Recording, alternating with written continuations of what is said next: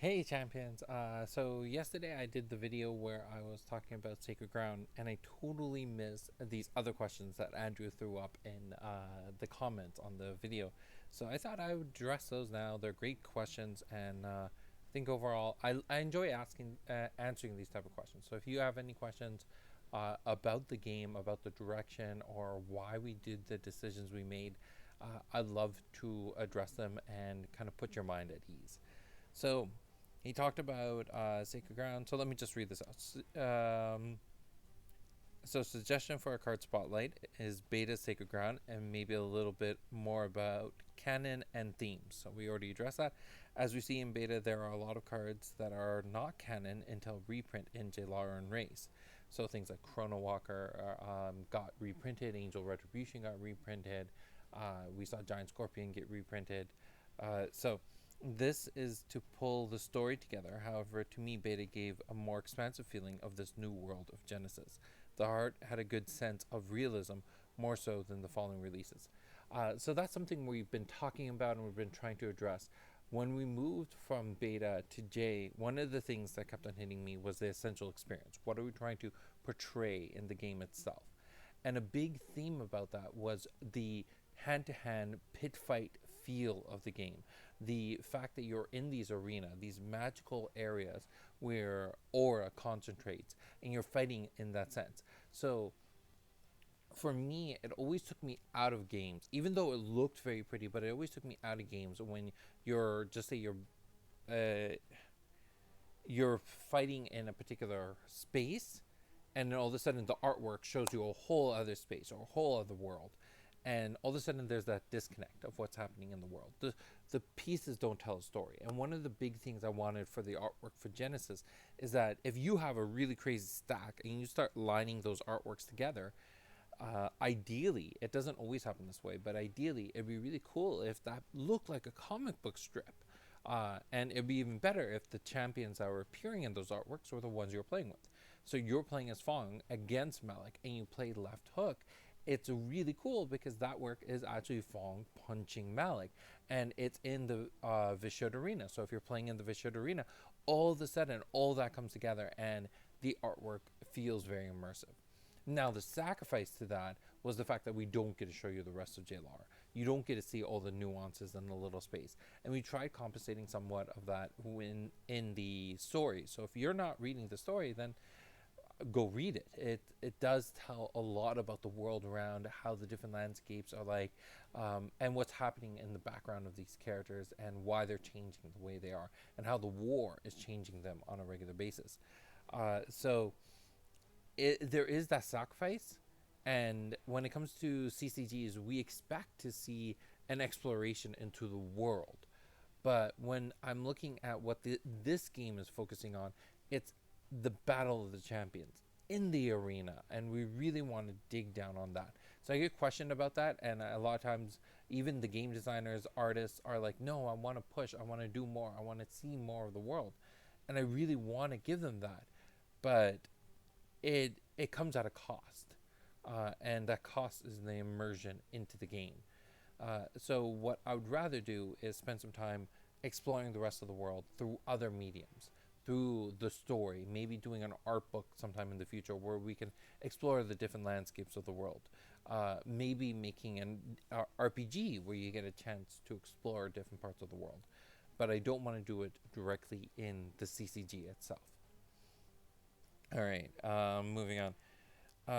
The So also the art having realism. The artist changed, right? We don't have the same artists in JLR and Rays as we did in Beta, and with that comes with a different level of skill sets and a different um, complementary assets that they can deliver. So we're trying to figure out what our space is and what's right for the artwork. And that's the thing. It would have been nice if we knew all this ahead of time, but I also want the game to evolve. I want the community to give us that feedback and for us to understand what the future of this game is really after, right? So next we go on. What are the difficulties of staying canon while still expanding the lore and story? So I talked about that a little bit. A lot of times, so if I look at other CCGs, they do a great job that if you don't know the lore, you don't know the world, you can rely purely on the cards and they will tell you a lot of what's happening. But I wanted to lower that to create a game that feels more immersive. So that was the sacrifice. That was definitely the pull on both ends. Uh, so when it comes to expanding the lore, expanding the story, I think Carl and Brad and Alex are doing a really great job writing out that mythology and giving you the Akashic Codex. That codex will give you all the information you need to know. And if you are looking for that, I will put a link in the description so you can go read those. The first few chapters, I apologize, I'm the one who wrote those, but then we move over to Carl's writing and it gets a lot stronger. Okay, so we also see main game themes around the natural elements, spiritual beings, wild animals, good and evil, supernatural, martial techniques, and some general fantasy magic. Where do you see the game's direction heading as you expand on these themes that dress up the game mechanics? So it always had to make sense. That was the biggest issue that I think the game struggles with, is finding a balance between the time it takes to create a set. So the balance between time, cost, and hitting and quality, right? That balance is very interwoven. So a lot of times right now we're feeling a little bit more time crunched because now we're trying to wrap up production. We're trying to get the game out there, and that comes at a cost at times when it comes to finding where we're trying to move the game towards. We had a general premise that we arced the entire game with. Now, the difficulty here came at I could have spent years and years fine tuning that. But there's two big issues that come with that. One is analysis paralysis, where you spend forever designing and analyzing, trying to refine what you're trying to deliver, that you never actually deliver it. You end up at a point where your product never hits the shelves. And from a business standpoint, that's not good, right? The launch of Alpha was, in some eyes, premature, but in other ways, it was the right move to make. Because if we took Alpha to the market and it didn't sell at all, then we would have known that the game wasn't ready. But the fact that it sold as well as it did proved to us that this game is ready. It's not perfect, but it's ready. And then the other side to it is, the more time you spend refining that, the more money you're spending without getting anything back. Revenue in is essential for business. Anyone who runs or operates a business will know that without money coming in, you don't have a business. You don't have a company. You have hopes and dreams, and that's not what builds up an empire. And for me, Genesis is a passion project. It's something I love and I've worked on for a long time. But my heart and soul is in Haunted Castle Gaming. That company is what I really want to succeed.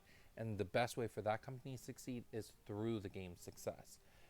But it's more than just a game. It's the relationships I'm building. It's connections. It's getting the opportunity to meet with government officials and talking to them about what I want to do with the company and getting them to help me expand.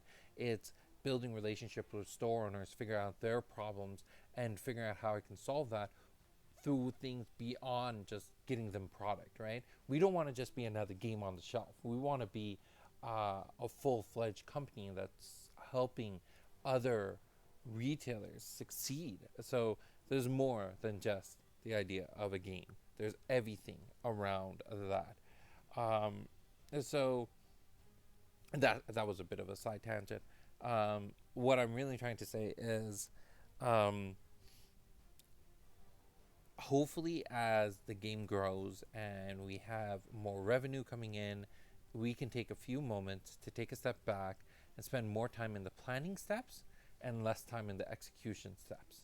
Uh, we just need to find the right balance between those two things. But at the end of the day, I think you as players are probably willing to sacrifice a little bit of that lore, a little bit about the logic, a little bit about the realism of the game in exchange for the game actually hitting the market, for you to actually have product in your hand, have the booster packs. Look at second edition. It took so long for us to get it out there. We still haven't even announced a launch date, but how would it have felt if we had said, hey, we didn't hammer in everything about the lore, so because of that, Origins is going to be delayed by another 6 months or a year. It wouldn't feel good as a player. The release of product and releasing it on a particular timeline is exponentially more valuable than getting down that last 20% of the lore, the last 10% of the flavor. Those things that we can fine tune and get better at is it's not as important. And it sucks saying that, but it's the reality of it. The other side to it is that, what was I gonna say? I had a thought. I lost it. It's okay. That's the fun part about these vlogs is I'm not editing them or anything. I'm just speaking straight from my heart, so you can actually feel a little bit more connected to the words I'm saying. They're not fine-tuned on a script.